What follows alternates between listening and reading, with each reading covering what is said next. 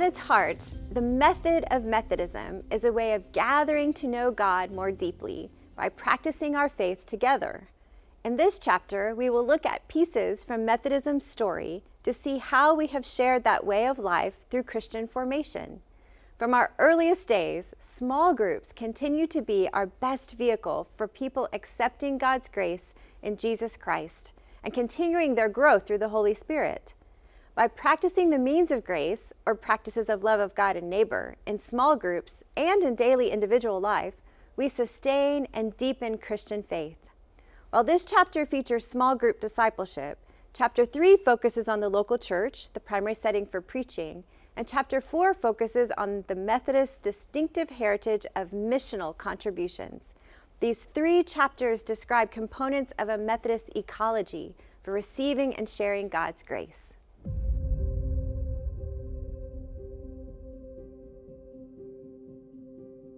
When John Wesley writes about his appreciation for Methodist societies, one of the characteristics for which he is most proud is how the Methodists were distinguished by their willingness to welcome anyone into those society meetings. Methodists are even described as friends to all. While teaching United Methodist Studies over the last almost 25 years, I've wondered out loud with students, because of this authentically Christian culture among early Methodist small groups, about the possible shifts and dynamics between these groups. I wondered about the possibility of whether a small group leader could return to leadership after experiencing some significant difficulties, which would be indicated by time away from their leadership roles. Here's the short answer: yes.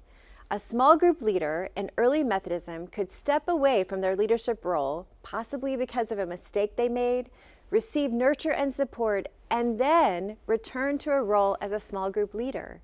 The small groups that contributed to the early Methodist renewal movement within the Church of England provided a fruitful and welcoming space for the nurture of Christian faith among believers. The capacity for a community to allow participants, even a small number, to step out of leadership to receive care and accountability and nurture, in my experience, is astounding. So much of our social interactions, particularly in the current context of social media and exaggerated news, are fraught with insecurity, shame, embarrassment, and facades of perfection. But in that space of early Methodist small groups, participants did not receive punishment or scorn. They received compassion and nurture and encouragement.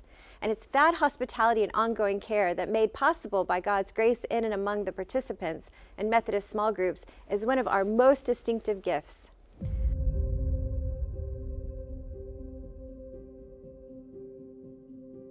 Growth in early Methodism did take account of numbers, but ultimately remained focused upon growth in grace through relationship with God and neighbor and the unfolding reign of God. Although Whitefield and the Wesleys' preaching, particularly out in the open air, is well documented for its impact, their preaching did not stand alone. Significant to understanding preaching as one aspect of the early Methodist renewal movement is the practice of preaching alongside the creation of societies or small groups.